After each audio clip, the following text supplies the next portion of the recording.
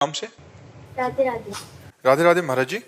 महाराज जी, हमको कैसे पता चलेगा कि भगवान जी को जो हमने प्रार्थना की है वो उन्होंने सुन ली है? जैसे हम भगवान से प्रार्थना कर रहे हैं और हमारा हृदय शीतल होता जा रहा है, एक आनंद की अनुभूति होती जा रही है, तो हमारी बात भगवान सुन रहे हैं। और वो बात वही सुनेंगे जो भाव भरी होगी। अन्य आश्रय शून्य, आर्त भाव और फिर पुकार हुई तो भगवान हमारी बात सुनेंगे। और जब सुनेंगे तो तत्क्षण उसका उत्तर मिल जाएगा, आपको हृदय में आ जाएगा, हमारा काम हो गया। काम बाद में होगा, अंदर पहले आ जाएगा, हमारी बात भगवान ने सुन ली। और वो तब जब भाव भरी हो, आर्त पुकार हो।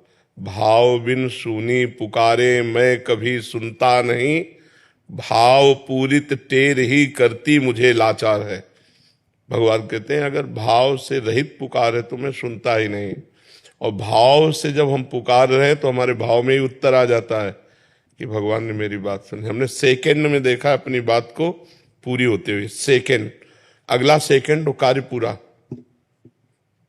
मतलब पर उसके लिए समय होता है, वैसी परिस्थिति होती है कि अब भगवान के सिवा कोई बचा ही नहीं सकता, केवल भगवान। अब वो सीधे भगवान के पास बात जाएगी और बात एकदम से सेकंड में। एक आदमी नशे में आ रहा है, मोटरसाइकिल को खूब रफ्तार में चलाते हुए, और मस्ती से जा रहे हैं दर्शन करने ठाकुर जी के, और वो इतने नशे में कि हमारे दोनों पैरों के बीच में पहिया ऐसे राधा, वो बंद हो गई मोटरसाइकिल, वहीं ठप हो। अगर वो बंद ना होती तो ऊपर चढ़ जाती। तो उनका भैया ये क्या है? तो उसने कहा पहले बताओ बंद कैसे हुई? तो कहा हमने नहीं, हमें कोई इसका ज्ञान थोड़ी कि कैसे बंद हुई, हमने थोड़ी बंद किया है, ये तो आप बताओ बंद कैसे? बोले हमने भी बंद नहीं किया। तो हमें तुरंत उत्तर मिला कि अगर भगवान मेरे रक्षा ना करते तो मोटरसाइकिल ऊपर चढ़ जाती। ऐसे आ रहे हैं गिरिराज जी से परिक्रमा दे करके, सब लोग बैठे हुए हैं कार में, और कार चढ़ जाती डिवाइडर, हाँ उस पे, और ड्राइवर सो गया हमारी कार पे।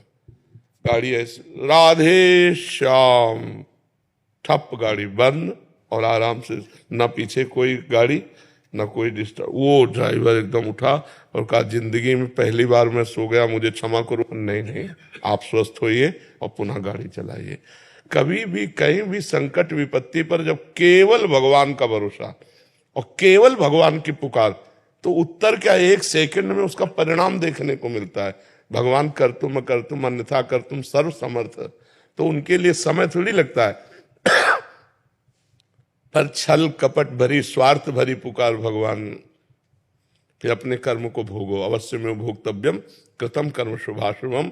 यदि भगवान से आर्त भाव से पुकारा तो गलती आपकी है, फिर भी आपको बचा लेंगे, गलती होने पर भी बचा लेंगे। पर छल कपट नहीं होना चाहिए, उस समय आर्त भाव होना चाहिए, प्रभु हमसे गलती हो गई, अब आप ही बचा सकते हो। तो आप देखोगे कोई न कोई कार्य। हमने तो मतलब कई बार बताया है कि हम ट्रेन में हमको बैठा दिया, ज्यादा हम पढ़े लिखे नहीं, अंग्रेजी ज्यादा हमें आती नहीं, कक्षा 9 तक पढ़े तो 6 से ABCD शुरू होती थी गाँव में, 6 से ABCD शुरू होती थी। तो अंग्रेजी गांव के स्कूलों में ज्यादा तो हमें, तो उन्होंने कार्ड जैसा दे दिया तो डाल लिया। अब जब बैठे थे उसमें AC था बढ़िया वाला, और था जनरल का, और 3 स्टेशन का टिकट था, उसी ने बताया TT ने, और हम बनारस जा रहे हैं। तो उसने कहा कि टिकट, तो हम दिखा, तो बोले पहली बात तो आप बैठे कहाँ हो? तो हम कहा ट्रेन में। बोले नहीं, ये जो है वो मतलब अलग कोच होता है, उसकी अलग AC कोच। हाँ AC। तो हम कहा हमें पता नहीं, हमको जिसने बैठा दिया तो हम यहाँ बैठ गए। तो टिकट दिखाया तो उनका ये तो 3 स्टेशन की और जनरल की है। वो तो कब स्टेशन निकल गए, तो वो मतलब सभ्यता से बात नहीं कर रहे थे। उस समय हमारी अवस्था हो सकता है कि 23-24 वर्ष की रही हो, तो जवान शरीर ऐसे, तो उन्होंने बड़े कटु वचनों से वो हमारा अपमान करना ही चाहते थे कि इतने में एक आदमी ऊपर से नहीं उतरा, अंग्रेजी से उससे बात की और पैसा दिए और कागज वाली टिकट हमको दी और कहा आप आराम से बैठ। कौन है? देखने को लग रहा है कि आदमी है, लेकिन वो भगवान है। वो उठा और तत्काल मेरे अपमान को रोक करके, और उनको अंग्रेजी से बात की, चुप किया, पैसा दिया, काट दिया। वो पल पल में सुनता है, पल पल में देखता है, पल पल में संभालता है, पर उसके सिवा कोई होना नहीं चाहिए, बस ये शर्त है। अगर कोई और भरोसा होता तो फिर वो बात नहीं होती। केवल भगवान भरोसे है। तो हर एक जगह नहीं, हजारों जगह हमने देखा है कि भगवान ने हर व्यवस्था, हर बात संभाली है। तो जब हमारी पुकार अन्य आश्रय रहित हो, केवल भगवान से हो, हम केवल भगवान को अपना मानते हैं, तो पुकार चली जाएगी, हृदय शीतल हो जाएगा, तुरंत उत्तर समझ में आ जाएगा। कुसुम जी अंबाला से। राधे राधे महाराज। राधे राधे महाराज जी। महाराज जी, सतोगुण, रजोगुण और तमोगुण किन कारणों से अपना प्रभाव डालते हैं? क्या ये हमारे द्वारा किए गए कर्मों के कारण अपना नहीं प्रभाव नहीं डालते नहीं, इनका प्रभाव ही है। जैसे गर्मी है, सर्दी है, बरसात है, ये सब पर अपना प्रभाव डालती है ना। इसका कोई कर्मों से लेना देना नहीं।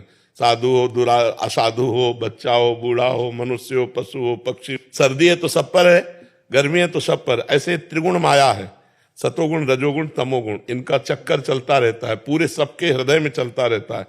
अब भजन के द्वारा इनको मिटाया जाता है। जैसे कोट्स, पैंट, टोप लगाकर हम सर्दी से बचते हैं, ऐसे 3 गुणों से बचना है तो भजन करना पड़ेगा। नाम जप के द्वारा हम तमोगुण को नष्ट करते हैं, रजोगुण को नष्ट करते हैं, सतोगुण को, भोजन सात्विक, तभी कहते हैं मुर्गा मछली मत खाओ, शराब मत पियो, पराई माता बहनों की तरफ गंदी दृष्टि मत रखो। इससे तुम्हारा रजोगुण तमोगुण कम हो जाएगा। सात्विक भोजन पाओ, सतोगुण बढ़ेगा, अच्छे विचार, पवित्र क्रियाएं, धीरे धीरे भगवान में इतना तन्मय हो जाओ कि कर्ता भाव भी चला जाए, तो सतोगुण, रजोगुण, तीनों गुणों से आप मुक्त हो गए, माया मुक्त हो गए। और माया मुक्त हो गए तो भगवान प्राप्त हो गए। इनका प्रभाव सब पे रहता है, साधु असाधु, घर गृहस्थी, लड़का बच्चा बिटिया, सबके ऊपर रहता है।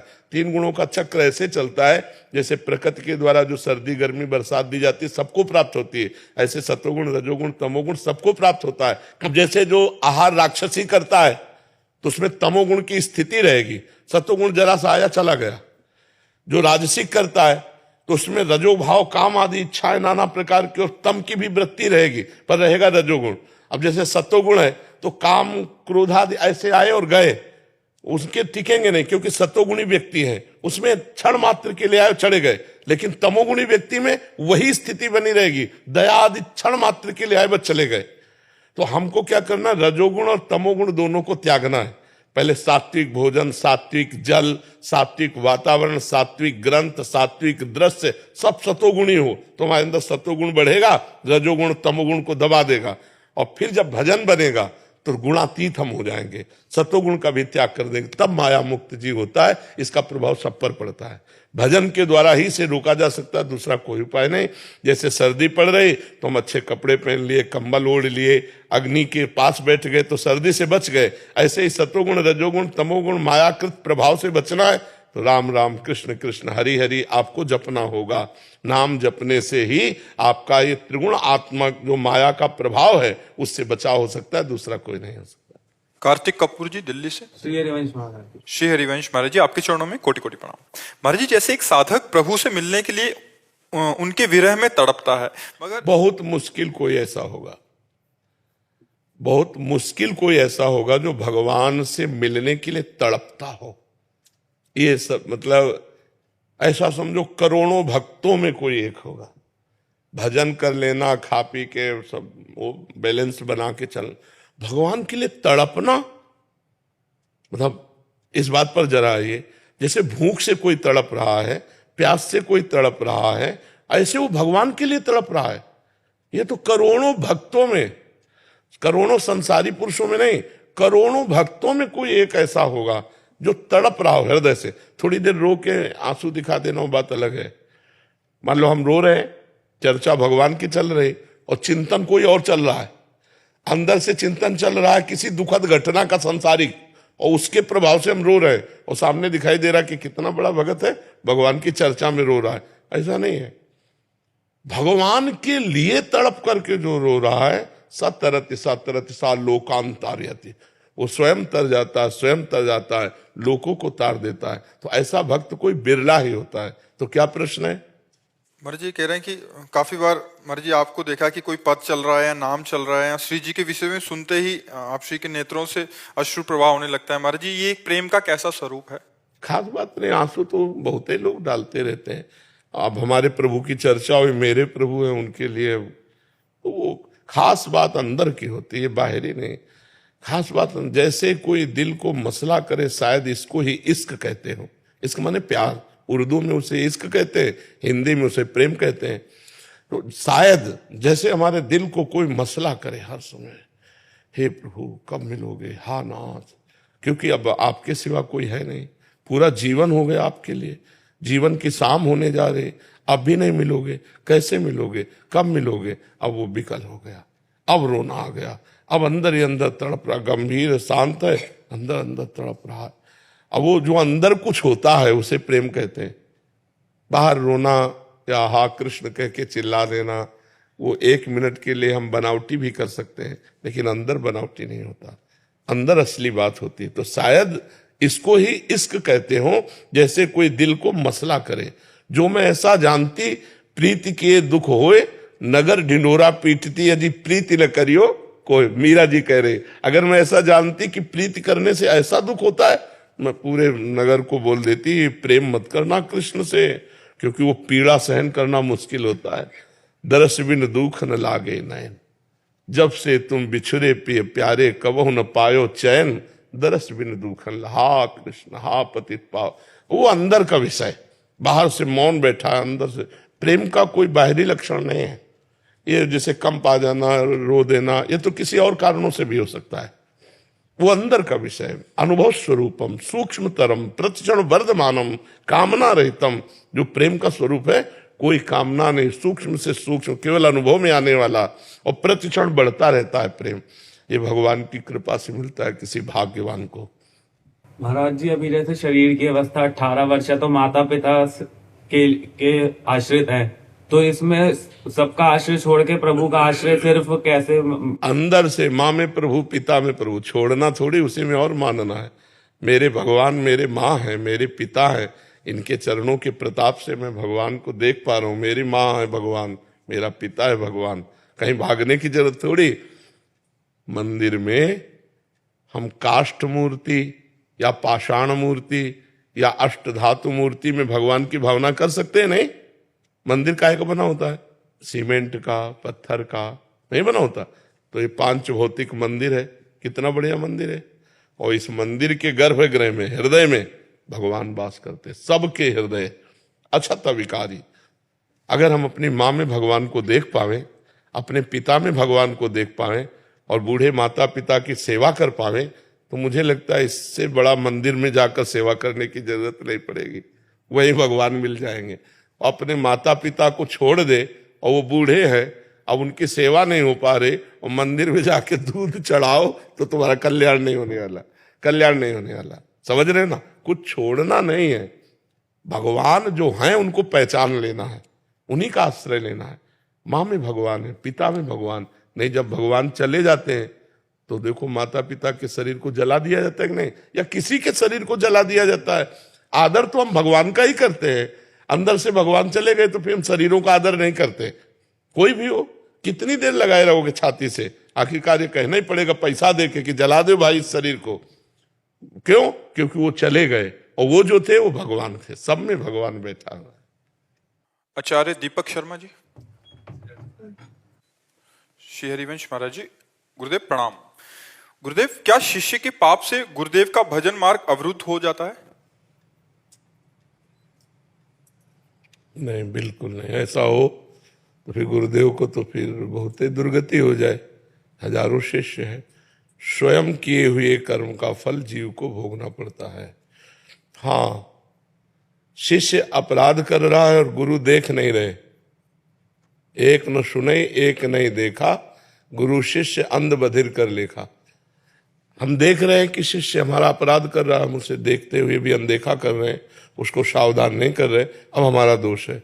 यदि हम उपदेश कर रहे हैं कि आपको ऐसा नहीं करना चाहिए, फिर आप ऐसा करते हैं, तो आप नरक के भागी होंगे, आप दुख भोगेंगे, हमारा आपसे कोई संबंध नहीं। आज्ञा उल्लंघन करने वाला शिष्य शिष्य नहीं कहा जाता, आज्ञा का पालन करने। ऐसा तो गुरुजनों के बड़े बड़े सिद्ध महापुरुषों के अनुयायियों में देखा गया कि वो उनकी आज्ञा के विपरीत चलते हैं, तो फिर तो गुरु की सदगति रुक जाए। तो गुरु तो साक्षात परब्रह्म परमात्मा में स्थित अभेद भाव से हो गए, ब्रह्मविद ब्रह्म ही भवति, तो अब उनकी स्थिति को कोई विचलित नहीं कर सकता है। हाँ, ये जरूर है कि शिष्य बनाने का कर्तव्य निर्वाह करे कि अपने शिष्यों को सतमार्ग का उपदेश देता रहे, असत मार्ग से हटाने की प्रेरणा करता रहे। अगर वो ना हटे तो फिर वो जाने अपने कर्म का भोग वो भोगेगा। जी। माधवी जी मुंबई से। श्री हरिवंश। श्री हरिवंश महाराज जी, गुरुदेव, जैसे कि आप सदैव कहते हैं कि श्री जी का आश्रय लेना चाहिए, लेकिन मुझे ये समझ नहीं आता कि श्री जी का आश्रय कैसे लिया जाता है। क्या वह एक आंतरिक अनुभव है? आप कृपया मार्गदर्शन। हाँ है तो आंतरिक, पर बाहरी हम फंसे तो बाहरी क्रिया से हम शुरू करें। पहले हम गुरुदेव का आश्रय लेते हैं, गुरुदेव की खोज करते हैं, गुरुदेव की शरण में होते हैं, तो गुरुदेव श्री जी का हमें शरण आश्रय बनाते हैं, श्री जी का मंत्र देते हैं, श्री जी की उपासना देते हैं। तो धीरे धीरे भाव में जब श्री जी से अपनापन होने लगता है तो आश्रय तब माना जाता है जब जैसे कोई दुख आया और सीधे श्री जी पर हमारा मन गया, सुख आया तो सीधे श्री जी पर मन गया, बड़ा दुलार कर रहे हैं लाडली जो, दुख आया बड़ी कृपा कर रहे हैं लाडली जो। दोनों स्थिति में, दुखद परिस्थिति या सुखद परिस्थिति में, हमारा मन यदि प्रभु में जाता है, श्री जी में जाता है, तो हमारा आश्रय श्री जी का है। अगर किसी व्यक्ति वस्तु में जाता है तो फिर व्यक्ति वस्तु का है। तो ये आश्रय होता है प्रथम भगति संतन कर संगा, संतों के संग से भगवत शरणागति पुष्ट होती है, भगवत शरणागति से हमारा आश्रय दृढ़ हो जाता है। आश्रय दृढ़ हो गया तो फिर कल्याण आश्रय से होता है। गोस्वामी जी कह रहे हैं, बिगड़ी जन्म अनेक की अबहीं सुधरे आज अभी, आज अभी सुधर जाएगी अनेक जन्मों की बिगड़ी हुई। आश्रय ले लो, होई राम को, आज से मैं प्रभु को, जिस मीरा जी कहती है ना, मेरे तो गिरधर गोपाल दूसरों न कोई, इसे आश्रय कहते हैं। जननी जनक बंधु सुत दारा, तन धन धाम सुहृद परिवारा, सबकी ममता ताग बटोरी, मम पद मन ही बांध बर डोरी। ये आश्रय। हमारे माता पिता भाई बंधु रिश्ते नातेदार सब कुछ भगवान है, भगवान के सिवा हमारा कोई नहीं। ये आश्रय है और ये अंदर होना चाहिए, वाणी में हो या ना हो, अंदर हृदय में आश्रय होना चाहिए। अंदर भगवान का चिंतन, प्रभु मैं आपके भरोसे हूं, ये अंदर का। फिर वो जीव का निस्तार हो जाता है, फिर वो भगवान के आश्रय होने के कारण माया के द्वारा पराजित नहीं होता, भ्रष्ट नहीं होता। वो धीरे धीरे क्रमशः विषयों का त्याग करते हुए भगवान की कृपा से भगवान को प्राप्त हो जाता है। आश्रय बहुत बड़ी वस्तु है। जब हमारा भगवत आश्रय जैसे जैसे होने लगेगा, हम निर्भय हो जाएंगे, निश्चिंत हो जाएंगे, निशोक हो जाएंगे। हम देखेंगे हमारे दिमाग में बैठकर भगवान वही करवाते हैं जो करना चाहिए, वही बुलवाते हैं जो बोलना चाहिए, वही सोचवाते हैं जो सोचना चाहिए। वो अपनी सोच, बोलने और क्रिया तक का कर्ता नहीं बनता, वो भगवान सब कुछ करवा रहे हैं, वो देख रहा है, सब कुछ भगवान करवा रहा है। हमारे हृदय में बैठकर, हमारे माइंड में बैठकर, हमारी वाणी में बैठकर, हमारी दृष्टि में बैठकर सबको पावन कर रहे हैं। वो ये भावना आश्रय, आंतरिक आश्रय, भगवान का आश्रय। आश्रय में बहुत बड़ा बल है। तो एक ग्रंथ में पढ़ा था आश्रय की बात, कि एक भेड़ चलाने वाला बहुत सी बकरियों को और भेड़ों को चरा रहा था। उनमें से एक बकरी शाम के समय था तो झाड़ी चुगने में इतना मस्त हो गई कि सब भेड़े बकरियां चली गई और वो अकेली रह गई। अब जब उसे सुध आई तो उसने कहा कि ये तो घोर जंगल है और हमारा रक्षक तो चला गया, हमारा समुदाय चला गया, अब तो मुझे कोई भेड़िया या हिंसक जीव खा जाएंगे। तो प्यास लगी थी तो पानी की तरफ बढ़ी तो नदी के किनारे एक पंजा देखा बहुत जोर का। उसने देखा जिसके पंजे में इतनी जान है कि इतना गहरा धसा हुआ, इतना तेजस्वी, तो शायद ये किसी बलवान का पंजा होगा। तो पानी पिया, इतने में भेड़िया आ गया लाल टपकाते हुए बकरी को देखते। बकरी ने कहा, ए इस पंजे को देख लो। ये मुझे जो इसने देखा, अरे पंजा तो शेर का, शेरी से बैठल गया, भेड़िया भगा। जो जो पशु आवे, अब उसको तो और विश्वास होता गया ना, जैसे जैसे विघ्न हटता गया उस पंजे के बल से। आखिरी में शेर जब पानी पीने आया तो बकरी को देखा तो उसने कहा, ए शाम से इस पंजे के बल से बैठी हूं, किसी ने मुझे खरोच भी नहीं मारी। तुम हमारी तरफ मत आना, देख लो ये पंजा, मैं इसकी शरण। तो उसने कहा पंजा किसी और का नहीं, मेरा ही है। जब तुमने मेरा भरोसा ले लिया तो इस जंगल में अब किसी की ताकत नहीं है। तो भाव में था, संतों के द्वारा कहा, भाव में था कि संसार के इस बखेड़े में, भोगों में हम भूल गए, और काल रूपी भेड़िया आया, वो मार ही डालेगा। अगर जबरदस्त पंजा भगवान श्री हरि के चरणारविंद, अपार संसार समुद्र मध्य मज्जतो तो शरणम की मस्ती, इस संसार समुद्र में डूब रहा हूं तो किसकी शरण में जाऊं? तो गुरु कृपालु कृपया वदेत श्री विश्वेश्वर पादाम्बुज दीर्घ नौका, श्री भगवान विश्वनाथ जी के चरणारविंद। तो जो भगवान के चरण आश्रित हो गया, मृत्यु काल संकट विपत्ति सब भाग जाते हैं, और भगवान उसको अत्यंत दुलार करते हैं जो भगवान के आश्रित होता है। हम लोग भक्ति करते हैं लेकिन आश्रय व्यक्ति का है, आश्रय रुपया का है, भगवान का आश्रय नहीं है। कोई बिरला होता है भगवान के आश्रित। अपनी कामना पूर्ण करने के लिए तो हम कह सकते हैं कि भगवान देखो हम तुम्हारे सहारे हैं, ये काम बना दो, लेकिन भगवान का आश्रय अंदर से होना वो बहुत कठिन है, जबकि कुछ नहीं लगता, केवल हृदय से समर्पित होना होता है। पर वो सुनेरी मैंने निर्बल के बलराम, जो अपने में निर्बलता देख ली, अनाश्रित देख लिया, अशरण देख लिया कि अब मेरा कोई नहीं। जैसे द्रौपदी ने आखिरी बात देखी, अब दांत से साड़ी हटी तो निर्वस्त हो जाएंगे। तो हा द्वारिका आवासिन गोविंद, भगवान चीर अवतार धारण कर। गजेंद्र ने देखा अब कोई बल नहीं, जितने हाथी हाथिनियां थी वो चली गई सब। अब तो जरा से झटके में बस डूब जाओ, हे हरि।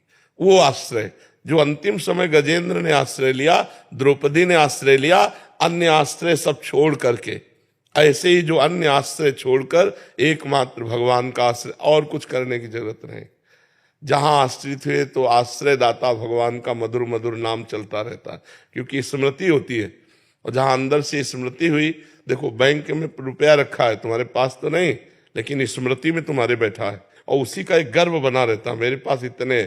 और जिसको जहां जैसे रुपये का अपबल, तपबल और बाहुबल, चौथो बल है दाम, सबसे अलग सूर किशोर कृपाते सब बल हारे को हरि नाम।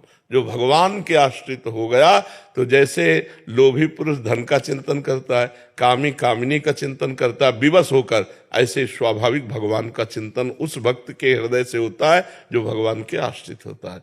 तो ये भगवान के भक्तों की कृपा से भगवान का आश्रय मिलता है, और भगवान का आश्रय मिल गया तो बहुत बड़ा सहारा हो गया, इससे बड़ा कोई सहारा नहीं, और इसी से जीव पार हो जाता है। बिगड़ी जन्म अनेक की, अब ही सुधरे आज अभी सुधर जाए। यदि आप भगवान के हो जाओ और उनका नाम जप करो और कुमार्गामी वृत्तियों का त्याग कर दो, तो आज ही आप जीवन मुक्त हो, आज ही भगवत प्राप्त हो। गोस्वामी तुलसीदास जी कह रहे, बिगड़ी जन्म अनेक की, अब ही सुधरे आज, होई राम को नाम जप, तुलसी तज कुसुमाज।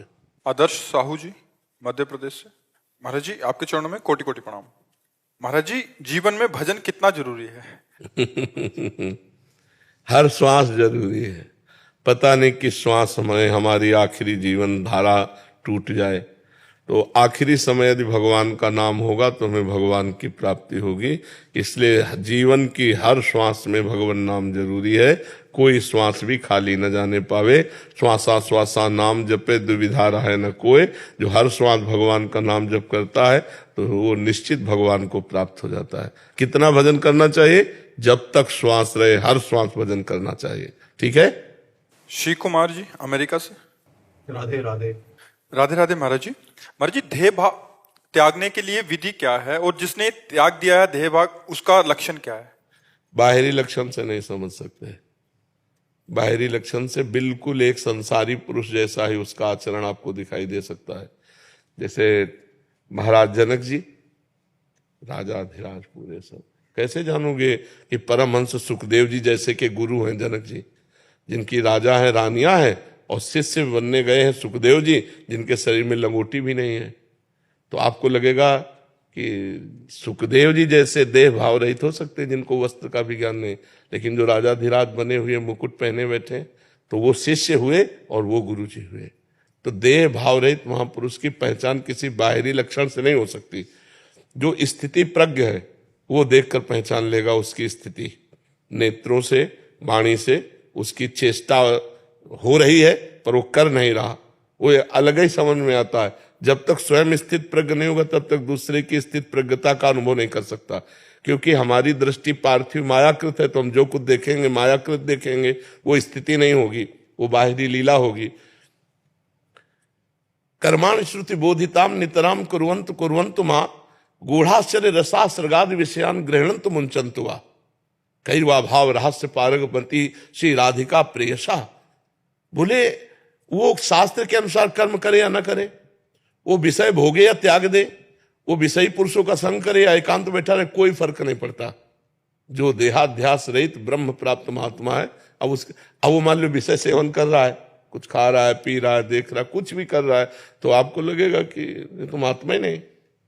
भगवान शंकराचार्य जी ने देखा मछली बिक रही तो मछली लिए और खाने लगे। तो उनके 10 शिष्य साथ थे, 4 ने बिल्कुल नहीं खाया और 6 ने पा लिया।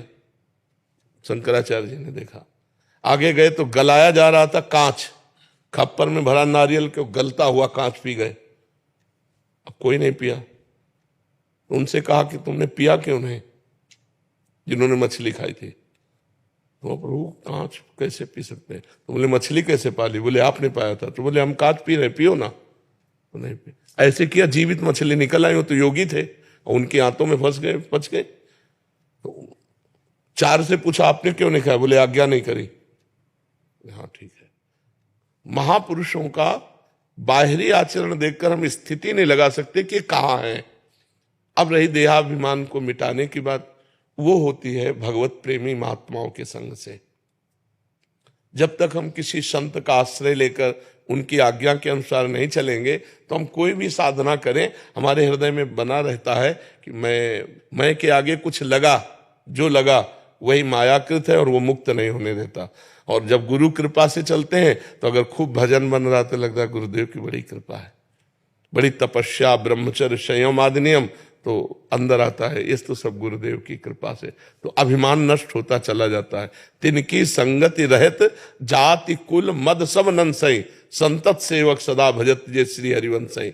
जो प्रिया प्रीतम में, जो ब्रह्म में, जो परमात्मा में तन्मय है, ऐसे सदगुरुदेव का आश्रय लेकर यदि हम उनकी आज्ञा के अनुसार साधना करें तो हमारा देहाभिमान नष्ट हो जाएगा। और देहाभिमान नष्ट हुए महापुरुष की जो आंतरिक पहचान है वो है निर्मान, मान रहित होना, अमोहा, मोह रहित होना, किसी भी संग का उनके ऊपर रंग ना चढ़े। जैसे श्री शुकदेव जी की परीक्षा ली जनक जी ने, जब वो पूछने आए थे क्या मुझे जो अनुभव हुआ है वही सत्य ब्रह्म है। तो परीक्षा जो ही गेट में आए प्रधान द्वार पे, तो कहा महाराज को सूचित कर दो कि श्री सुखदेव जी आए हैं, सेवकों को, अन्य लोगों। वो तो अवधूत स्थिति, वृत्ति भगवदाकार श्री सुखदेव जी की। जनक जी ने कहा खड़े रहने दो ऐसे। 7 दिन 7 रात कोई वार्ता नहीं, कोई उत्तर नहीं। तो हरकत में आ जाएगा कि नहीं आ जाएगा? देहाभिमान अगर होगा कि भाई कुछ तो उत्तर दीजिए ना, हाँ ना मिलना, कुछ कोई उत्तर नहीं। वो ऐसे ही 7 दिन 7 रात्रि एक मुद्रा में खड़े रहे। बोले महलों में ले जाओ, वहां सब 9 युवतियां और आप नंग धड़ंग 16 वर्ष की अवस्था।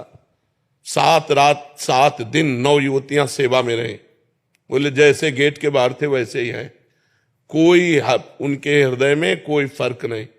अब आए, उन्होंने कहा जो तुम्हें ब्रह्म तत्व प्राप्त हुआ है वो वास्तविक वही सत्य ब्रह्म है। बस इतने बात के गुरु हुए प्रमाण देने के लिए। तो यही प्रमाण कि मान और अपमान छू न जाए और संग दोष न छू जाए।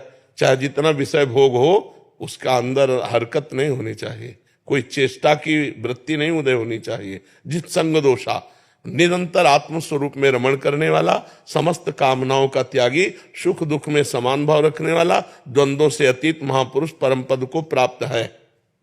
जो देहाभिमान रहित भगवत प्राप्त है उसके ये लक्षण है कि वो मान रहित होगा, वो मोह रहित होगा, किसी भी संग का उसके ऊपर कोई प्रभाव नहीं पड़ेगा, नित्य आत्म स्वरूप में स्थित रहेगा, हर कामनाओं का वो त्यागी होता है, सुख दुख में समान भाव, हर द्वंद्व में समान भाव, वो परम पद का अधिकारी है, वो परम पद को प्राप्त है। समझ पा रहे हैं? रविकांत तिवारी जी लखनऊ से। राधा वल्लभ श्री हरिवंश। श्री हरिवंश महाराज जी, आपके चरणों में कोटि कोटि प्रणाम। गुरुदेव भगवान, आपने सत्संग में बताया था कि अपने अनुभवों को किसी को नहीं बताना चाहिए, परंतु यदि मैंने आपको अपना गुरु माना है तो किस माध्यम से अपने अनुभव को साझा करूं ताकि नहीं आप तो बता सकें कि हमें अनुभव बताने की जरूरत क्या है? क्या मैं सही दिशा में नहीं अग्रसर हूं? नहीं, तो फिर आपको अभी अनुभव क्या हुआ है? अनुभव में संशय थोड़ी होता है। और गुरु ने जो मंत्र दिया, उपासना दी है, तो उनको पता नहीं है कि आपकी क्या स्थिति है। अगर गुरु सर्वज्ञ है तो गुरु सर्वज्ञ होता है, गुरु अल्पज्ञ थोड़ी होता है। तो मुझे उनकी बताने की जरूरत नहीं है, और किसी से बताने से मतलब नहीं है। उसको अंदर ही रखो, नाम जप कर रहे हैं, गुरुदेव देख रहे हैं, हर समय जान रहे हैं। हमें ये मानना कि गुरुदेव एक मनुष्य है और मैं उनको जब बताऊंगा तब वो हमारी बात जानेंगे, तब तो गुरुदेव माना ही नहीं। गुरु ब्रह्मा गुरु विष्णु गुरुदेव महेश्वरा गुरु साक्षात परब्रह्म। तो परब्रह्म को क्या बताना, वो तो जान ही रहे, तुम्हारे हृदय में बैठे हैं। तो हम अगर कहीं संशय युक्त हैं तो पूछ लेना चाहिए कि महाराज जी, जैसे कोई साधक ऐसे चल रहा है और उसको ऐसे से ऐसा हो तो उसको कैसे चलना चाहिए।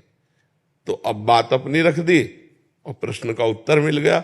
अपनी जो आनंदमय स्थिति है उसको किसी से बताने की जरूरत नहीं, वो गुप्त रखो। प्रभु जानते हैं उस बात को। मैं जब ऑफिस से जैसे आया, सरकारी नौकरी में हूँ, तो शाम के टाइम वाणी पाठ से जब स्टार्ट किया मैं, तो प्रथम प्रकरण, दूसरी प्रकरण, तृतीय प्रकरण, चौथे प्रकरण तक आते आते कुछ अनुभूतियां स्वतः होने लगती है। तो वो, और फिर ध्यान में जब जाते हैं तो आप सोचो 4 प्रकरण पढ़ के आपको अनुभूतियां होने लगती है, और जो गुरु जी ने जो उसको रसामृत बनाकर चाट डाला है उनको क्या अनुभूति होगी।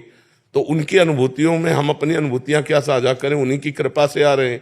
तो बस चुप, गुप्त, शांत, वो अहंकार जो होता है ना, उसको गुदगुदी होती है कि किसी से तो अपनी बात कहो कि मैं अनुभूति युक्त हूं। सब अनुभूतियों की अनुभूतियां हैं कि प्रभु के सिवा कुछ नहीं है। किससे मैं श्रेष्ठ हूं, किससे मैं लघु हूं, वही समान भाव से परमात्मा व्याप्त है। यही अनुभव करना है, इसी अनुभूति का अनुभूति है। और जो इस अनुभूति में अनुभव प्राप्त कर लेता तो देहाभिमान गलित हो गया, क्योंकि सब में वही समाया हुआ है। यहाँ भी वहां भी वहां, न कोई छोटा न कोई बड़ा, न कोई अच्छा न कोई बुरा। विद्या विनय संपन्ने ब्राह्मणे गविहस्तनी सुनी चोय सुपाके चा पंडिता समदर्शिना। अब इस स्थिति में फिर लीला का प्रादुर्भाव होता है। वो प्रिया प्रीतम को देख रहा है, वो प्रभु की मधुर मुस्कान देख रहा है, कैसे प्रिया प्रीतम वन विहार कर रहे हैं। वो अब ये बातें बताने की थोड़ी है। अनुभव परब्रह्म परमात्म तत्व सर्वत्र विराजमान है। लीला श्री श्यामा श्याम के रूप में वही इस मंच पे कर रहा है, हृदय रूपी मंच पे। अब शांत गंभीर, उन्हीं का दिया हुआ है तो उनको क्या बताए, वो तो जान ही रहे हैं। इष्ट और गुरु में अभेद है, इष्ट और गुरु में अभेद है। तो जब इष्ट लीला कर रहा है तो गुरु ही तो कर रहे हैं, तो सब कुछ उनको पता है, हमको बताने की जरूरत। प्रभु जानत सब बिनय जनाए, प्रभु तो सब बिना जलाए जान रहे। तो इसलिए अपने अहंकार को कहीं हवा न मिलने पावे। जो कहा गया कि अपने अनुभव ना बताए, अपने अनुभव जैसे अब आप परिपक्व अवस्था को प्राप्त हो गए, देहाभिमान गलित हो गया, अब आपका अनुसरण कर रहे हैं, तो आप अपने अनुभव बता सकते हैं कि एक समय था ऐसा ऐसा, तो ऐसा ऐसा हुआ, फिर हमने ये युक्ति लगाई, इस युक्ति से हमने काम पर विजय प्राप्त की, इस युक्ति से हमने क्रोध पर विजय प्राप्त की। वो दूसरों को सहारा देने के लिए कि आप इस युक्ति रूपी सहारे से मुक्ति को प्राप्त कर लो, ना कि वो अहंकार पोषण के लिए। रवि सिंह जी गाजियाबाद से। राधे श्याम। महाराज जी, आपके चरणों में कोटि कोटि प्रणाम। महाराज जी, जैसे आप कहते हैं कि गृहस्थ में परिवार की सेवा, ऑफिस जाना और इन सबके साथ नाम जप प्रयास ही पूजा है, और आप ये भी कहते हैं कि कभी संसारिक कभी भजन मार्ग, ये मन की दशा है, अध्यात्म नहीं है। महाराज जी, मन में ये प्रश्न आता है कि जब परिवार में रहेंगे तो सारी सांसारिक कार्य जैसे विवाह महोत्सव फंक्शन, तो इन सबको भगवान को समर्पित कर दे, तो हमने नहीं कहा। पूरे अगर सत्संग को आराम से एक एक शब्द सुनो तो संशय नहीं रहेगा। जो आप सांसारिक कार्य कर रहे हैं वो धर्म युक्त होना चाहिए, और उस कार्य को भगवान को समर्पित कर दीजिए। भगवान को समर्पण किया हुआ हर कर्म भगवत प्राप्ति कराने में समर्थ होता है, पर उसमें जरूरी ये है पाप कर्म सम्मिलित नहीं होता है, पाप कर्म नहीं होना चाहिए। तो गृहस्थी में भी धर्म पूर्वक चले, पाप कर्म ना करे। अगर शास्त्रीय मर्यादा के अनुसार ब्याह हो रहा तो भगवान की पूजा हो रही है। अब मांस परोसा जा रहा है, शराब परोसी जा रही, उद्दंडता हो रही, ये थोड़ी भगवान की पूजा होगी। ये तो राक्षसी भाव है, ये भगवान के अंतर्गत नहीं है।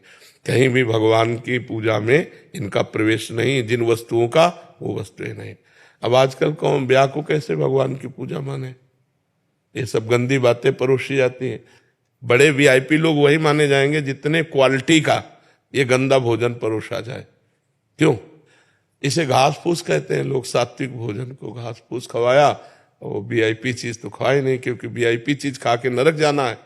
तो इसलिए हमें लगता है कि सही माने में पूजा तभी होगी जब शास्त्र पद्धति के अनुसार हर कार्य हो रहा हो, और ये आप करोगे तो आपको पुराने जमाने का लोग कहेंगे। अब देखो कितनी बढ़िया पद्धति थी हमारे समय में पीछे, जैसे ब्याह हुआ तो सब बारातियों के चरण धोए जाते, पट्टी में गाय के गोबर से लिपी हुई जगह में बढ़िया बैठाला जाता, और सब दोना पत्तल उससे परोसा जाता, और फिर भगवान की जय जयकार करके पाओ सब लोग, और फिर खीर ले लीजिए, हलवा ले लीजिए, पूड़ी ले लीजिए। ये अब क्या रह गया है? अब बस एक दूसरे से अधिक हम करें, यही रह गया है। वो अच्छा बस इसी को मान, उसने ऐसे अपना किया। हाँ, तो इससे क्या है क्या भगवान के प्रति जो दुनिया याद रखेगी कि दुनिया सम्राटों को नहीं याद रखी तो मैं कौन याद गुरु जी, अगर ऐसी जगह जाना पड़ जाए जहाँ पे सब लोग इस तरीके का काम कर रहे हो, और अगर हम उनके बीच में बैठे हुए हैं, हाँ, तो इलायची खा के बैठो और उसी को चबाती रहो, कुछ खाओ पियो मत। अपने घर से इलायची मुंह में डाल के जाओ, जिससे वातावरण सुगंधित रहे, आपको सुगंध मिलती रहे इलायची की, और कुछ खाओ पियो है? आपकी बात याद आई थी सत्संग की कि पागलों के बीच में हंसने में क्या जा रहा है। हाँ, पर लेकिन हम तो राधा राधा बोला। हाँ, लेकिन खाना नहीं है। जैसे अपवित्र भोजन खाने से बुद्धि भ्रष्ट हो जाती है। जैसे मैं न्यूजीलैंड में रहता हूँ तो मुझे बाहर हर पार्टी में जाना पड़ता है, तो मैं नहीं खाता खुद, तो वहाँ सभी खाते हैं, तो ऐसे मेरे लिए ठीक है जाना वहाँ। हाँ बिल्कुल, चले जाने में कोई, क्योंकि देखो संसार के व्यवहार में आप सन्यासी तो हो नहीं कि नहीं जाना, आपको तो जाना पड़ेगा। लेकिन वही कह रहा हूँ कि इलायची खाकर मुंह को चबलाते हुए आपको बताना है, अगर कोई देख रहा है कि कुछ नहीं खा रहा है और आपसे पूछा आप नहीं खा रहे हो, आज पेट में दर्द है, अब आना तो जरूरी था तो इसलिए आए हुए, अपनी बात कर देनी चाहिए कि हम दर्द में हैं, इस समय कैसे खाए, नहीं खा सकते। ऐसी जगह पे महाराज जी बहुत लोग अलग अलग रहते हैं। हाँ, कहते हैं बहुत पंडित बन रहे हो, हाँ, बड़ी यही बहुत पंडित बनने आए, ऐसा भोजन नहीं करोगी, कब क्या से भोजन ऐसा करोगी? शुरू कर दिया तुमने, कब से साधु बनने लगे? अच्छा नीच तो नहीं कहा, अच्छा ही कहा पंडित कहा, साधु। गुरु जी, तो ऐसे लगता है कि फिर हमारे गुरुदेव का भी तो अनादर कर रहे हैं, हम जिसको मान रहे हैं उन्हीं का अनादर हो रहा है। नहीं, सच्चा आदर हो रहा है। अगर हमें गालियां भी मिले और हम धर्म से चल रहे हैं तो हमारे गुरुदेव का आदर हो रहा है, ये बात समझनी चाहिए। ऐसा नहीं कि आपको कोई कहे कि तुम बहुत पंडित हो, बड़े भगत हो, तो आपको गर्व होना चाहिए ना। आपको बुरा लगता है? पंडिता समदर्शिला, भगवान पंडित का मतलब होता है ज्ञानी, पंडित का मतलब होता है ज्ञानी, और भगवान का भक्त, कितनी बड़ी पदवी हमें दे दी, ए बड़े भगत हैं देखो, तो आपको गर्व होना चाहिए। हाँ, भगत तो हुए, भगवान का हूं। हमें दूसरों की चाल नहीं देखनी और दूसरों की बात नहीं माननी, हमें अपने भजन मार्ग में चलना है। ये सब बहुत निंदनीय है, बहुत निकृष्ट दुर्गति हो जाती है, बुद्धि भ्रष्ट हो जाती है। इसलिए समाज में जाना पड़ेगा। रिश्ते नाते हो सकते हैं, मान लो बेटी का ब्याह वहीं हो जहां ऐसे घर वाले हो। अब किसी के माथे में थोड़ी देखा लिखा है कि मांस खाता है, शराब पीता है, बहुत बढ़िया लड़का है, कमा खा रहा है, ब्याह कर दिया और फिर बाद में पता चला कि वो लोग ये सब खाते पीते हैं। तो अब जब रिश्ता हो गया तो जाना ही आना पड़ेगा, पर खाए ना, अपने धर्म से रहे तो सब बात ठीक हो जाती। बहुत कठिन है, कलिकाल में धर्म का निर्वाह करना बहुत कठिन है। कितनी ऐसी बाजार में चीजें आने लगी जिनमें अंडा मिले होते हैं, जिनमें मतलब अखाद्य पदार्थ मिले होते हैं, और जैसे वो केक में बना होता है, केक आता है बर्थडे में सब बनाते हैं, उसमें अंडा पड़ा होता है। हाँ, बहुत सी चीजें होती। हम तो बाजार की चीज मात्र से डरते हैं। जैसे कोई भी बाजार की चीज हो तो हमें सबसे, भले गलत नहीं है, लेकिन उसके विचार क्या थे बनाने के, बनाते समय उसके विचार क्या थे और उसकी पवित्रता क्या थी, कोई प्रमाण नहीं। घर में आटा लगा के रोटी बना रहे हो, राधा राधा रट रहे हो, वो बहुत जोर की बात है। अब ये सब इधर उधर के पदार्थ ना खाओ। देखो आजकल कैंसर हो रहा है, बहुत रोग बढ़ रहे हैं, पदार्थ सब अच्छे देखने में लगते हैं, लेकिन यदि वो सही पद्धति से नहीं बनाए गए, सही तेल से, सही पदार्थ, तो तुम्हारी आंतें हैं वो अंदर जाके नुकसान करेंगे। आजकल नकली पनीर चल गया, नकली खोवा चल गया, मतलब आपको लगेगा हम पौष्टिक पा रहे हैं और वो आंतों के लिए बहुत हानिकारक होगा। तो बहुत से लोग देखो, blood pressure low, blood pressure high, sugar, ये सब कितनी बीमारियां हो रही हैं, इसका कारण भोजन है। और दूसरी बात है, अब व्यायाम कोई करना नहीं चाहता कि सुबह ब्रह्म मुहूर्त में उठे, आधा घंटे शरीर को हम थोड़ा व्यायाम करें, और इतने मेहनत के काम होते थे वो सब बंद। अब घर में माताएं बहनें 4 बजे से चक्किया पीसती थी हाथ से और भजन गाती थी, भजन गाते हुए आटा बैल जोतते हुए, मेहनत करते हुए उनके शरीर देखो कितने पुष्ट होते थे। अब आज का क्या है, हर चीज मशीन से, आटा भी लगाने की जरूरत नहीं, कम से कम आटा गूंथने में थोड़ा तो दिल नहीं फेल होगा, और क्या करेगा। शरीर में कोई मेहनत वाले कार्य नहीं है। अरे रोटी भी बन के आने लगी, नहीं, आटा करके उसमें डालो, रोटी इधर सेक के आ गई, बस खाओ। ये भगवान की कृपा कहो कि अभी खवाने वाला नहीं आया, नहीं तो वो भी आ जाएगा कि आप बैठे रहोगे। आलसी लोग आलसी होते चले जा रहे हैं, तो शरीर बीमार होते चले जा रहे हैं। रोज व्यायाम करना चाहिए, हर मनुष्य को करना चाहिए, 15-20 मिनट तो करना चाहिए। बताओ इतने में व्यायाम कौन करता? रोज सुबह ब्रह्म मुहूर्त में उठ के 1 हाथ, 2 हाथ, 3 हाथ उठे, ब्रह्म मुहूर्त में नहीं, लेकिन रोज करें, दोपहर के समय नहीं, जो जिस समय जो टाइम है, तो थोड़ी देर हमें लगता है कि अगर आप 20 मिनट, केवल 20 मिनट दंड बैठक, आसन, कुछ भी ऐसा जिससे आपके पसीना आ जाना चाहिए। अब एक से पूछा कि आप व्यायाम करते हो? हाँ। क्या करते हो? तो वो बताए, हम कहा ऐसे तो दिन भर करते रहो, कोई फर्क नहीं। 10, 15, 20 मिनट, मतलब इतनी जोर से। देखो मोटरसाइकिल सुबह सुबह जब स्टार्ट की जाती है ना, तो बड़े जोर से उसको गियर में डाला जाता है। ऐसे तुम अपने को गियर में डालो, 2-3 किलोमीटर दौड़ लगाओ, दंड बैठक मारो, पसीना पसीना हो गए, आप स्वस्थ रहोगे। ये ब्लड प्रेशर, शुगर, ये दिल की बीमारियां, ये छू नहीं जाएंगी। ये बस अधिक चिकनाहट वाली बाजार की चीजें मत खाओ। अपने घर का अगर शुद्ध घी है तो ठीक है, नहीं सरसों पिरवा लो, सरसों पिरवा कर शुद्ध तेल की खा लो, लेकिन बाजार की चीजें मत खाओ। इससे स्वास्थ्य की हानि होती है, बुद्धि भ्रष्ट होती है, भजन में मन नहीं लगता है। भगवान पकड़ लो, कहा पकड़ लिया। हम सब जिसकी नौका में बैठे बहुत प्रवीण केवट है, आपने पकड़वा लिया, बस इसकी ताकत दो मुझे। प्रपंच बहुत उठापटक करता है भजन के बाद, इतनी उठापटक कि 1 सेकंड में हो जाए, पर आपका नाम लेते थे सब आनंद हो जाता है। बस माता जानकी को राधा जी के रूप में देखता हूँ, आनंद तो बहुत है प्रभु, बस प्रपंच से आनंद में पर नहीं होता। पर इसलिए हो गया, अभी थोड़ी वासना है ना। सब छोड़ो, व्यास दास सब प्रगट बखानत, डार भार पे भार परम धन राधा नाम। जब हम अर्पित हो गए हैं, जब ये मकान हम किसी को नामे कर देंगे, तो इसकी छिपकली भी उसके नामे हो जाएगी, इसका जाला भी उसके नाम हो जाएगा, सब कुछ। तो इस शरीर की वासनाएं भी उनके नाम हो गई। शरीर, मन, बुद्धि, चित्त, अहम, अब तो अपने को बेपरवाह हो जाना है। अगर परवाह रखते हैं तो शरणागति में कलंक है, अगर अपनी चिंता रखते हैं तो अभी दिया नहीं है, और दिया नहीं तो फिर हम दास कैसे? दास के पास तो स्वामी के सिवा कुछ नहीं है, जो कुछ है स्वामी का है। अगर आप मुझे क्रोधी नीच दिखवाना चाहते हो तो मैं उसी में, अगर आप मुझे विजेता दिखाना चाहते हो तो आपका दास हूं, आप देख लीजिए। ये भाव अंतर में दृढ़ हो जाए, ऐसे आशीर्वाद। इसीलिए ताल ठोक के दहाड़ते रहो, दहाड़ते रहो। चिंता थोड़ी कर लिए। अब ये मकान दास का नहीं है, स्वामी का है जी। अगर ये गुंडे आकर अधिकार करते हैं तो आप देख लो, बहुत बड़े गुंडे हैं, साधारण गुंडे नहीं है प्रभु।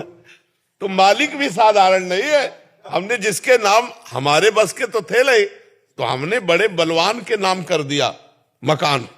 तन वांग मनोभीर सोहम तो युवाश्रिता। ये शरीर, ये मन, ये वाणी, हे नाथ, गुरुदेव को साक्षी करके आपके चरणों में समर्पित कर दिया। अब ये आपके लड़का बच्चा है, काम क्रोध नहीं है। श्री कृष्ण के प्रथम पुत्र का नाम जो प्रद्युम्न है वो कौन है? काम शुरू काम को हमें तो कोई परवाह नहीं। अगर माथे पे लिखवा दो कामी तो भी हम आपकी जय बोलेंगे, और आप लिखवा दो त्यागी तो भी हम जय बोलेंगे। अब हमको इससे कोई मतलब नहीं कि मेरा जीवन कैसा है। अब इतना समर्पण हो जाएगा। वो तो है, केवल स्वीकृति कर ली है। प्रभु माया इतनी कोई है ही नहीं, माया ही नहीं है। माँ माने नहीं, या माने जो जो है ही नहीं उसको क्यों माने? ना सो तो विद्यते भाव, ना भाव विद्यते सता। हम मस्ती में रहते हैं। क्यों? क्योंकि आप हमारी दृष्टि में हैं।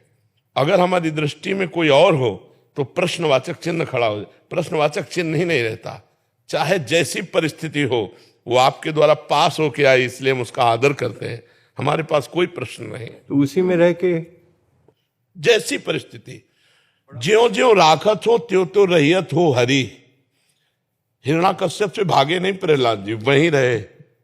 भगवान ने हिरण्याकश्यप को स्वयं हटाया। जी का परम आशीर्वाद था उनके पीछे। आप मेरे पीछे हो जाइए। पीछे नहीं रहेंगे, आगे रहेंगे आपके। आगे आगे रास्ता साफ करते चलेंगे।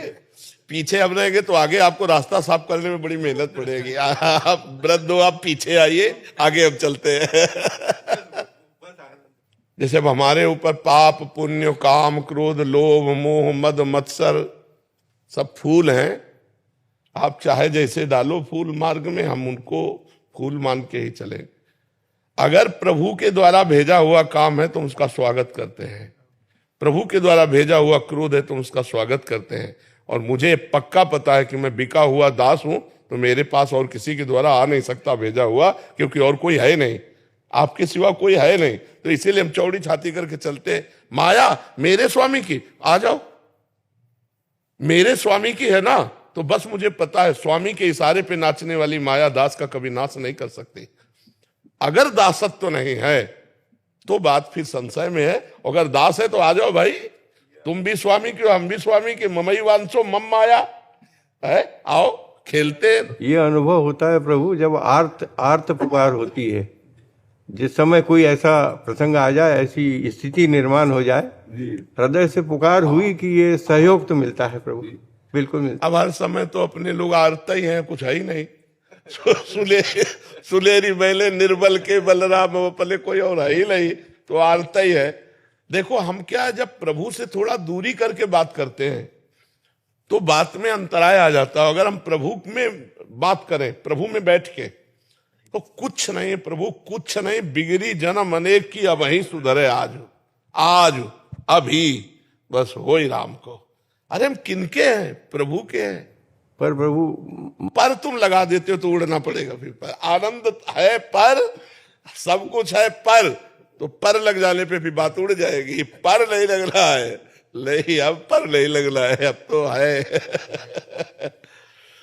क्या है कि कहीं ना कहीं हमारी शरणागति में कुछ न कुछ समर्पण में कमी होती है, तभी ये पर लगता है।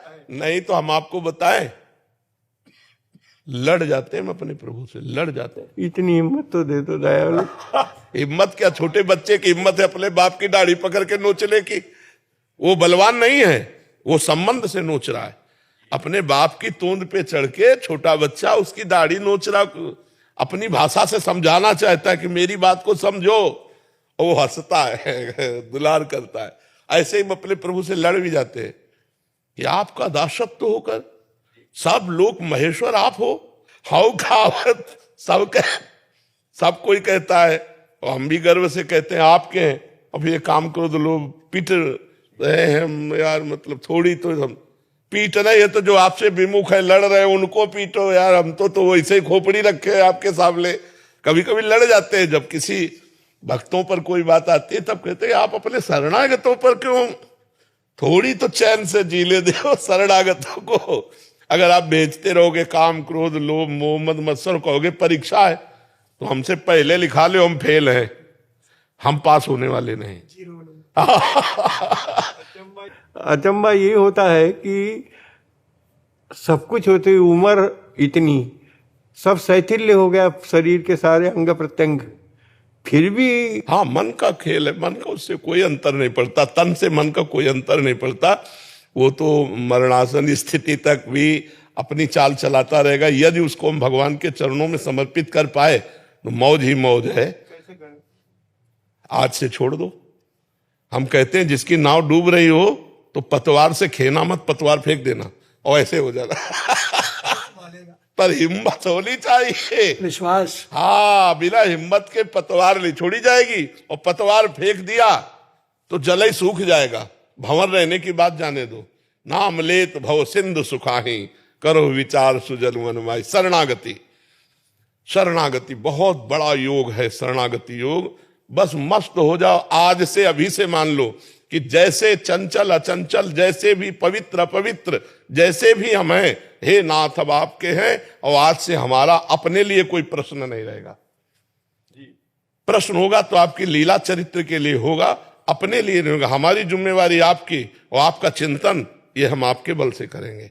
अनन्यस चिंतयन्तो माम ये जनाः परिपासते तेषां नित्याभियुक्तानां योगक्षेमं वहाम्यहम्। दो इसमें हो गए। स्वामी का डिपार्टमेंट योगक्षेमं वहाम्यहम् और सेवक का डिपार्टमेंट अनन्यस चिंतयन्तो माम। अपना अपना काम पकड़ लो। हमारा काम है चिंतन करना, तो हम छोड़ेंगे नहीं। अब आप देख लो, अगर आप छोड़ दो तो आपकी बात है। और उनका स्वभाव आज तक पाया नहीं गया कि एक बार जिसे पकड़ा उसे कभी छोड़ा नहीं। विमुख भये, हम लोग तो शरण में है। विमुख भये निमिषौ न अकृपा, जब चितये तब वैसे। जैसे हम भगवान की शरण में और भटक कर माया में चले गए, भोगों में लग गए, फिर याद आई कि हम तो भगवान की शरण में, फिर भगवान की तरफ मुड़े। तो विमुख भये निमिषौ न अकृपा, जब चितये तब वैसे। जब देखा तो वैसे ही दुलार करते मिले। जन अवगुण प्रभु मान न काऊ, दीन बंधु अति मृदुल स्वभाव। राहति न प्रभु चित्त चूक किए की, करत सुरत सवार हे। ऐसे तो करुणावर। हम अपनी तरफ सोचे तो जलते रहेंगे, और उनकी तरफ सोचे तो आनंदित रहेंगे। तो हम आनंदित होने के लिए मनुष्य जन्म प्राप्त किया, जलने के लिए नहीं सोचेंगे हम अपनी तरफ। आज से हम अपनी तरफ नहीं सोचेंगे। हम बुरे हैं अच्छे हैं ये तुम जानो, ये तुम्हारी गोदाम का माल है ना। अच्छा बुरा ये तुम जानो। आज से हम अपने जीवन की धारा संतों के बीच में हे हरि आपके चरणों में समर्पित करते। बस खत्म। अब यही बात में रहो कि हम तो शरणागत हैं, हम तो शरणागत हैं प्रभु, हम तो आपकी शरण में हैं।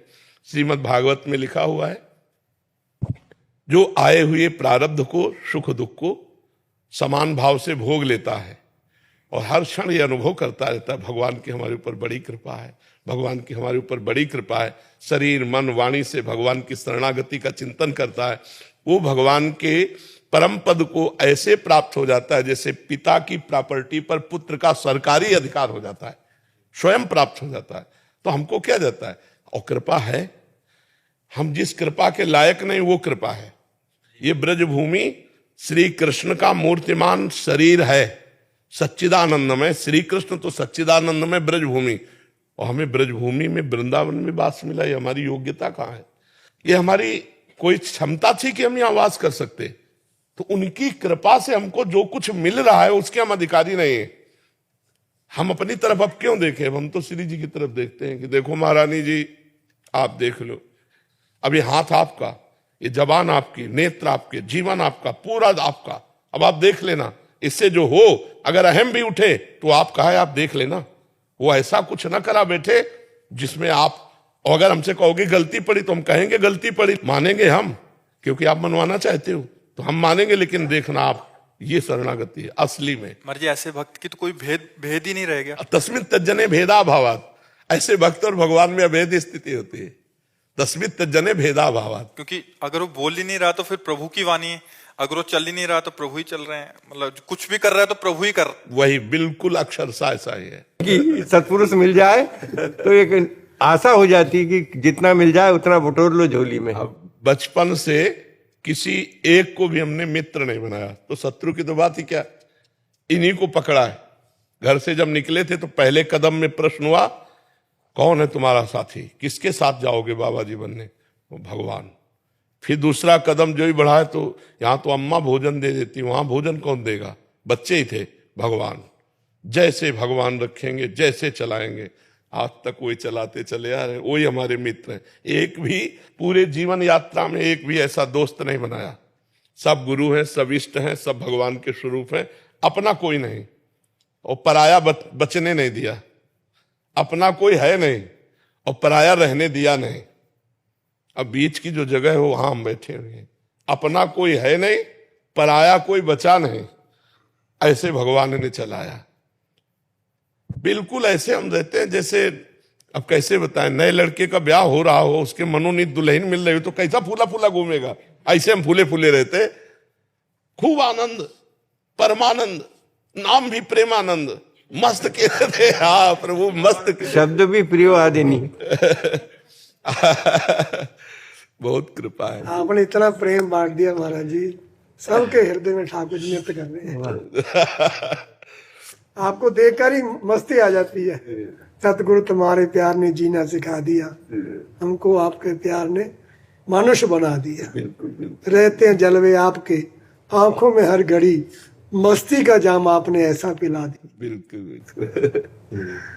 और नशा कब ना उतरे महाराज जी? ये नशा एक बार चढ़ा तो उतरता ही नहीं। नाम कुमारी नान का चढ़ी रहे दिन रात। हाँ, ये उतरता ही नहीं। ये एक बार चढ़ जाए, प्रतिक्षण वर्धमानम। ये कम छिनई घटे छिन बढ़े, सो तो प्रेम न होए, अघट प्रेम पिंजर बसे प्रीति कहावे सो। ये नशा तो बढ़ता रहता है, उतरता नहीं है, प्रतिक्षण वर्धमानम। जाम पर जाम पीने से क्या फायदा, रात पी सुबह को उतर जाएगी, उनसे नजरें मिला करके एक घूंट पी, जिंदगी फिर नशे में गुजर जिंदगी नशे में गुजर जाएगी। बिल्कुल, दोबारा पीने की जरूरत नहीं। संसार के नशे तो फीके हैं। बिल्कुल बिल्कुल। ये नशा मिल जाए महाराज, जिंदगी में उतरता ही नहीं था। बिल्कुल बिल्कुल। महाराज जी इसके बाद तो प्रश्न करने का मन ही नहीं कर रहा। हाँ तो विश्राम कर दो। संतों की वाणी के बाद फिर तो और क्या आनंद आनंद है। देखो, सबसे प्रार्थना है, होली का उत्सव चल रहा है, कोई शराब न पीना, कोई मांस मत खाना, कोई बहन बेटियों को मत छेड़ना, नाम जप करना, अच्छे अच्छे भोग बनाकर ठाकुर जी को भोग लगाओ पाओ, और अपने पूज्य जनों के चरणों में गुलाल अर्पित करके उनके पैर छो, उनका आशीर्वाद लो। होली मंगल उत्सव है, ये राक्षसी वृत्ति मत धारण करना। इसलिए सबसे प्रार्थना करते हैं, आप अपनी होली को महोत्सव बनाइए, विषाद युक्त नहीं। यदि आप शराब पिएंगे, मांस खाएंगे, तो आप ऐसे आचरण करें जिससे आपकी दुर्गति होगी। आपको विषाद, उद्विग्नता, चिंता, भय, शोक, इसमें निमग्न होना पड़ेगा। इसलिए आनंद में उत्सव रहे, आनंद में जीवन रहे, तो हमको बहुत आचरण पवित्र रखने होंगे। जी नाम नारायण रेखी सत्संग परिवार की संस्थापिका है। नारायण रेखी का जन्म, जो हमारी ब्रह्मांड की ऊर्जा है, उससे हम कैसे अपनी हीलिंग करें, सकारात्मक रहें, उस पर उनके रहते उद्घोष तो पूरे भारत में भी और विश्व में भी कैसे हम सकारात्मक रहें। भी आशीर्वाद दीजिए हम सबको कि सारी विश्व में ये सकारात्मकता, सतयुग का पुनरागमन करे, वो हमारा शंखनाद है।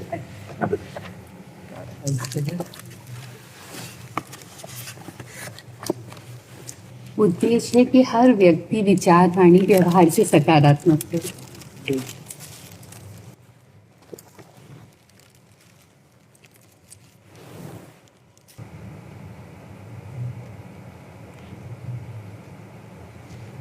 बहुत सुंदर।